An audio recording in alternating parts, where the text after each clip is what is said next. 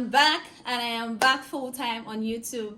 So my apologies first of all for actually ghosting on you all. I did not intend to ghost on you all. So a relocation happened and there was a lot of discussion, me trying to find my balance and all of that, but I think I have that now. So I'm fully back for you all.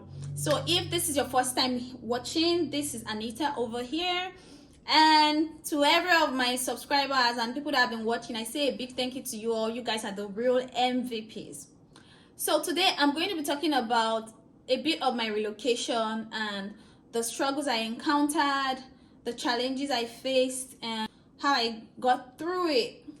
I relocated to the United States and I had some experiences that I don't know. I feel like everyone that has relocated abroad actually, like, they have their own stories to tell. Let me start from where I actually took up. So I took up from Lagos, Nigeria. That's the Murtala Mohammed International Airport, Lagos. I left in the heat of COVID and it was really bad then, and so everyone was like kind of very cautious because they don't know what was going on, this COVID thing. We didn't even know what we're fighting. We didn't know what to do. My mom went with me to the airport and they refused to let her in. Like the normal Nigerian thing, they wanted her to probably like bribe her way through just to see me into the airport. And I was like, you know what, mommy, I can take care of myself. So all you have to do is just wait out here for me, and I'm going to try to sort out myself until I get to the boarding gate. So when I get to the boarding gate, I can now tell you to leave.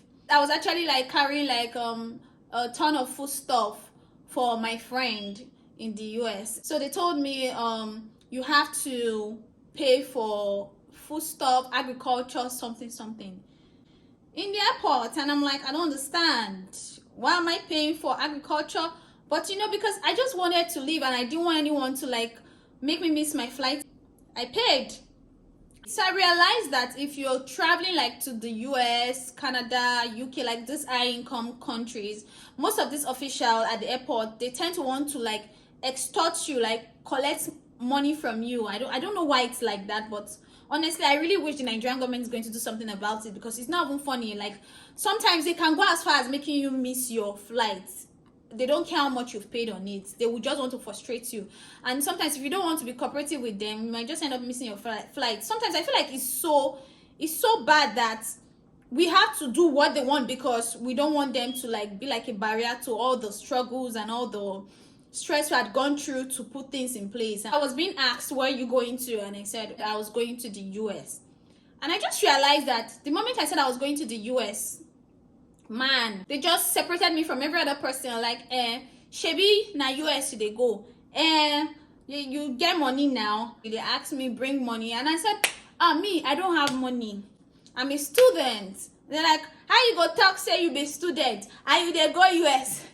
And I'm like, I don't understand, I'm a student. And those women, they were majorly women, they were really mean. Like they were ready to like say, see, you will miss your flights. And truly, I didn't have like any naira notes on me because obviously I knew I was not going to be needing naira. I didn't bother like keeping any naira. But the good thing was my mom was outside the airport and I just called. I was like, mommy, please, these people are going to frustrate my life if I don't give them money. So I said that to give me some money. I went back outside the airport since they were not going to let her in. You know, it was in the heat of COVID. And it was just so funny because I realized that some people were coming, but you have to like bribe them, like give them money. And I told my mom, don't bother, see, I would handle myself, you know. And I went back outside, I took the money from her and I gave it to these people and I left. So when I got to the second checking point, I realized that saying I'm going to the US is not helping matters. These people just keep like trying to collect like money from me. And something just told me, change your country of destination. After all, they're not going with you, Abby. Good. I had a connecting flight. I was supposed to stop at Ethiopia. And when I got to the second checkpoint, I don't even understand what happened. I feel like maybe the whole process was because of COVID. Probably, I don't know.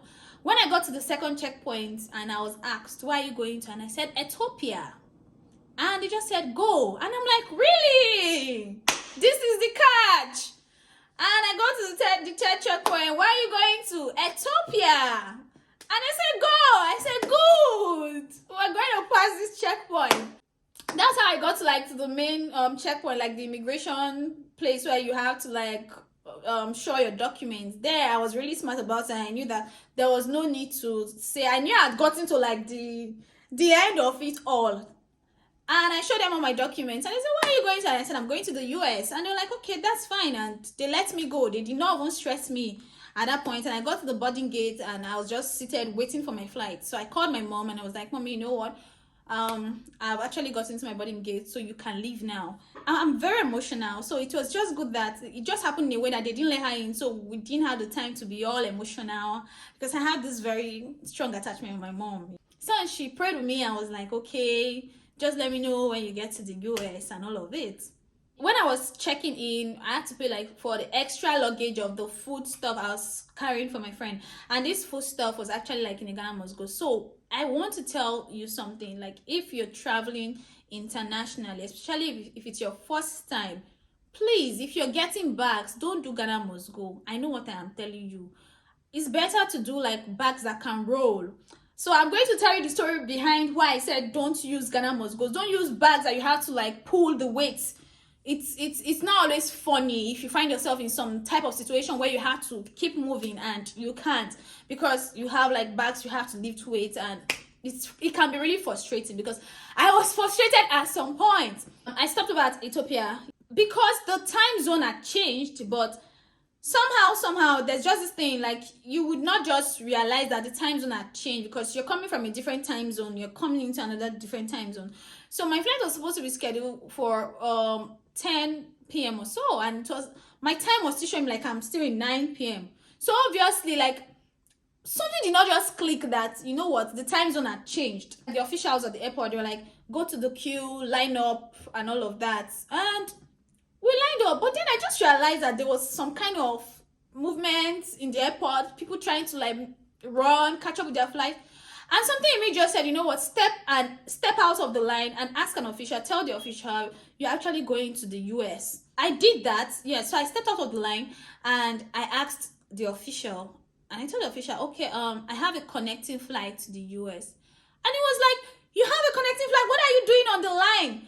The flight is already waiting, run. Oh boy, I passed Usain Bolt, because man, I just imagined if my child was going to leave me with the old troubles I had gone through from Lagos airport. I was running. Funny enough that I was vlogging. I think I'm going to put up some of the videos here so you guys can see. Missing my flight to Chicago. Oh my god. I am practically running.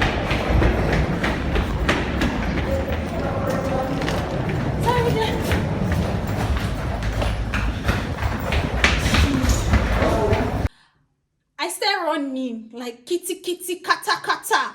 Hey, I must not miss this flight. Why am I telling you this? Because if it's your first time to travel international, ask questions. Don't keep to yourself, because things are not always the same from the zone you're coming from. So every zone has their processes and phases that you might not just know about. So if you don't ask questions, you might just miss some vital information. Good enough, it was a sweet flight because I had like all roads to myself. It was COVID, so they didn't want to like put a lot of people on the flight and all of that. So it was a good flight for me.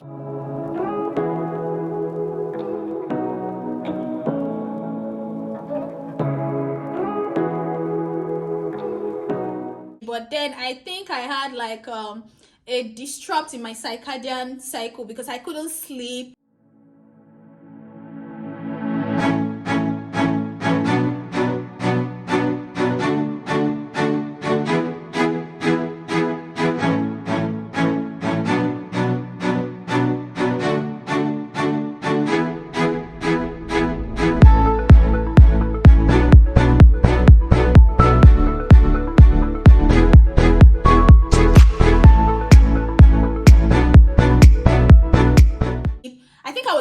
From the long hours of flight. That flight was about 17 hours. So if you're traveling internationally, please endeavor to ask questions. Don't try to say, oh, I don't want them to know that's my first time. Everyone has a first time, you know. So there's no harm in asking questions. There's no harm in trying to understand how the processes and phases work wherever you find yourself. To the major story. You want to keep your eyes tuned to this channel because the story is crazy.